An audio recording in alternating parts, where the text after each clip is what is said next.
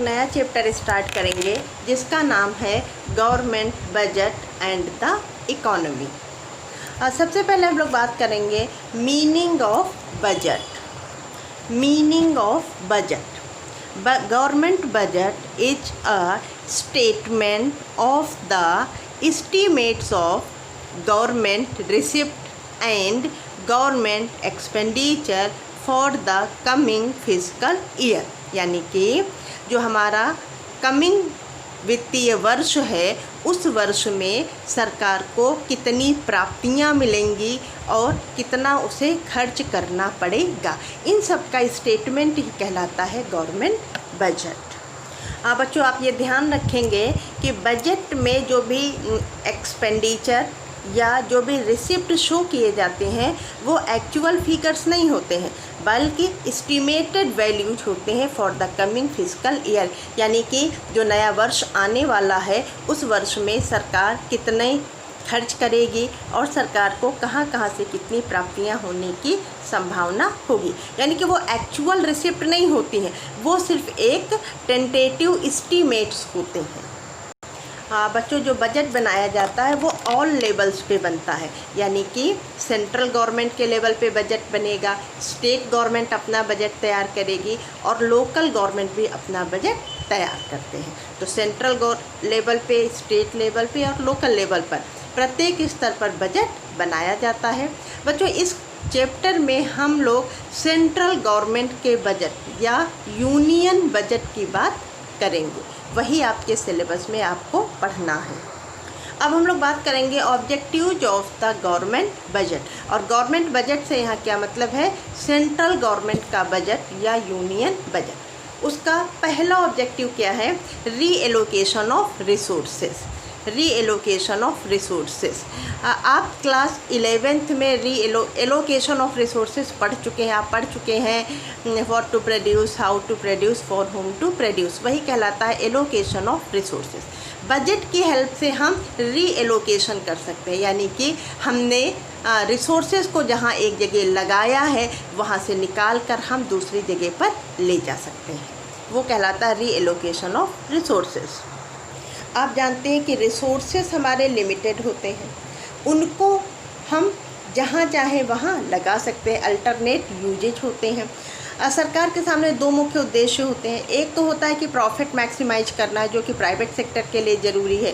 दूसरी तरफ social welfare भी करना सरकार के लिए अनिवार्य होता है। अब सरकार को ये तय करना होता है कि वो अपने रिसोर्सेज को सोशल वेलफेयर में ज़्यादा लगाए या वो अपने रिसोर्सेज को प्रॉफिट मैक्सिमाइजेशन की ओर ज़्यादा ले जाए।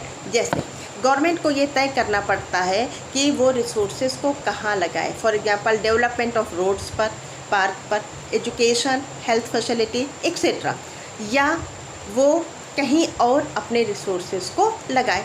अगर गवर्नमेंट रिसोर्सेज को रोड बनवाने में, डैम बनवाने में, हेल्थ में, एजुकेशन में खर्च करती है, यानी कि इंफ्रास्ट्रक्चरल डेवलपमेंट में लगाएगी, तो इससे क्या होगा, एक तरफ सोशल वेलफेयर बढ़ेगा, दूसरी तरफ इससे क्या होगा कि हमें जब अच्छा इंफ्रास्ट्रक्चर मिलेगा, अच्छा एजुकेशन और हेल्थ फैसिलिटीज़ होंगी, उससे हमारी ह्यूमन कैपिटल बहुत अच्छी होगी। और जिस देश की ह्यूमन कैपिटल जितनी अच्छी होती है उस देश का साइज ऑफ जीडीपी या जीडीपी ग्रोथ रेट उतनी तेज़ी से बढ़ता है और उस देश का प्रॉफिट मैक्सिमाइज होने लगता है। तो गवर्नमेंट अपने रिसोर्सेज को इन सब की ओर अगर लगा रही है तो उससे एक तरफ सोशल वेलफेयर बढ़ेगा और दूसरी तरफ प्रॉफिट भी गवर्नमेंट का मैक्सिमाइज होने लगेगा।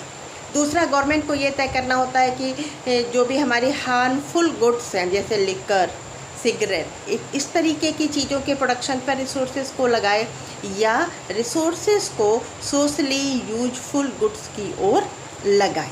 तो ये सरकार अपने बजट की हेल्प से तय करती है कि रिसोर्सेज जो कि लिमिटेड अमाउंट में हैं उन्हें वो कहाँ एलोकेट करे, किन चीज़ों के प्रोडक्शन में लगाए। ऐसी चीज़ों के प्रोडक्शन में जो सोशल वेलफेयर बढ़ाने के साथ साथ गवर्नमेंट के प्रॉफिट को मैक्सिमाइज कर रहे हैं, या सिर्फ सोशल वेलफेयर कर रहे हैं, या सिर्फ प्रॉफिट मैक्सिमाइज कर रहे हैं। तो बजट क्योंकि हर साल बनाया जाता है और बजट एक ऐसा टूल है गवर्नमेंट के हाथ में जिसकी मदद से वह अपने रिसोर्सेज का रीएलोकेशन अपनी आवश्यकता अनुसार कर सकता है। जो हमारा सेकंड ऑब्जेक्टिव है वो होता है redistribution of income and wealth. पहला क्या था बच्चों? Reallocation of resources. अब क्या है? Redistribution of income and wealth. जो भी आय और संपत्ति है उसका पुनः वितरण करना। तो इसके लिए गवर्नमेंट के पास दो टूल होते हैं, एक का नाम है टैक्स और दूसरे का नाम है सब्सिडी।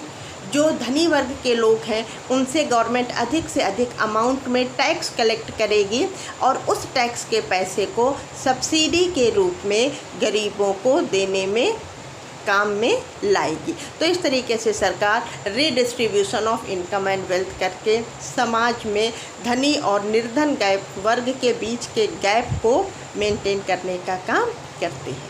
बजट का जो हमारा थर्ड ऑब्जेक्टिव है वो होता है इकोनॉमिक स्टेबिलिटी। स्टेबिलिटी का मतलब है कि इकोनॉमी एक जैसी स्थितियों में आगे बढ़ रही है।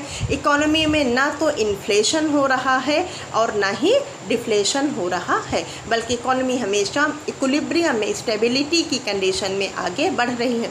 और आप जानते हैं कि इकोनॉमी हमेशा इक्विलिब्रियम यानी कि aggregate demand equal to aggregate supply पर नहीं रहती है, बल्कि इकोनॉमी में फ्लक्चुएशंस आते हैं। कभी क्या होता है? AD greater than AS, that means inflationary gap, inflation होगा। और कभी इकोनॉमी में क्या होता है?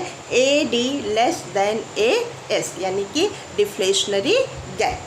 तो बजट की हेल्प से गवर्नमेंट एक्सेस डिमांड और डेफिशिएंट डिमांड की कंडीशन से इकोनॉमी को बाहर निकालकर इक्विलिब्रियम की ओर ले आती है। आपने पढ़ा है कि फिस्कल पॉलिसी की मदद से कैसे इकोनॉमी को इन्फ्लेशन और डिफ्लेशन की स्थितियों से बाहर हम निकाल कर लाते हैं। तो यह भी बजट का एक ऑब्जेक्टिव माना जाता है।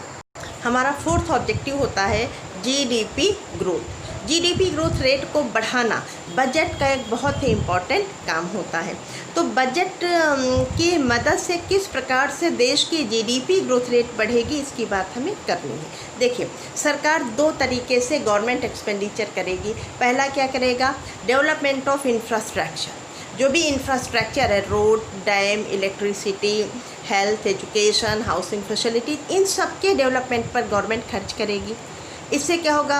अच्छा इंफ्रास्ट्रक्चर मिलेगा, और जब अच्छा इंफ्रास्ट्रक्चर मिलेगा साथ ही साथ अच्छा ह्यूमन कैपिटल मिलेगा, तो इससे क्या होगा कि प्राइवेट सेक्टर जो सेकेंड टर्म काम करे होगा वो क्या होगा? Inducing private investment. इससे जो प्राइवेट सेक्टर के लोग हैं वो अधिक से अधिक इन्वेस्टमेंट करने को तैयार हो जाएंगे, और जब प्राइवेट सेक्टर आगे बढ़कर अधिक से अधिक अमाउंट में इन्वेस्टमेंट करेगा तो नई नई जॉब अपॉर्चुनिटीज़ क्रिएट होंगी और साथ ही साथ साइज ऑफ GDP बढ़ेगा, GDP ग्रोथ रेट होने लगेगी।